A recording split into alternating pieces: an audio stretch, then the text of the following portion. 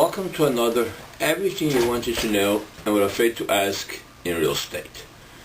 The question that I had this past week is an interesting one. Doesn't happen that often, however, it could happen to any one of us. And is the question about expropriation. The question that I had was, someone lives in a home, the city is considering widening the roads, they might expropriate houses in the area. This person has a tenant as well with the lease. What's going on? What happens? So the answer is the following. There are actually two authorities that take care of issues of expropriation. One would be the Crown, which would be in case the federal government needs land and has the right to expropriate, or the provincial or the local authority.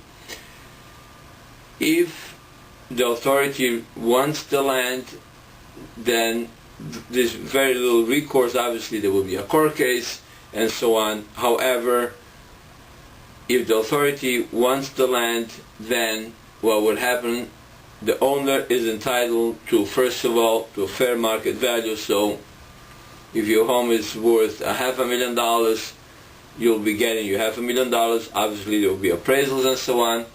Also, you are entitled to disturbance costs in case there are disturbances and all of that. You'll be able to claim that. Moving costs, you will be able to get compensated for. Some injurious affection, that's called, all sorts of troubles that might cause you, that all will be taken into consideration and you'll be compensated for. As far as your tenant is concerned, the tenant also has its rights. So the authority will grant the tenant, first of all, the rent that was paid. If there is a lease, the term of the lease, they will be paying for that.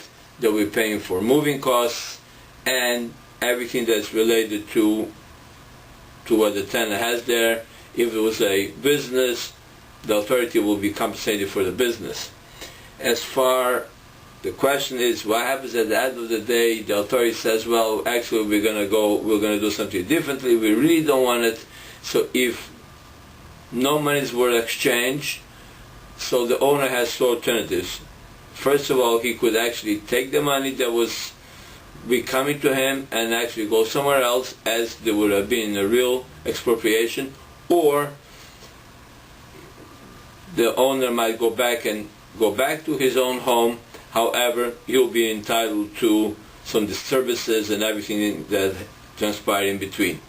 But as I always tell, make sure, in case something like that happens, to speak to your lawyer. Make sure that everything is documented properly, and hopefully everything will turn out to be satisfactory to you. Thank you very much, and keep sending your questions and I'll try to answer as best as I can.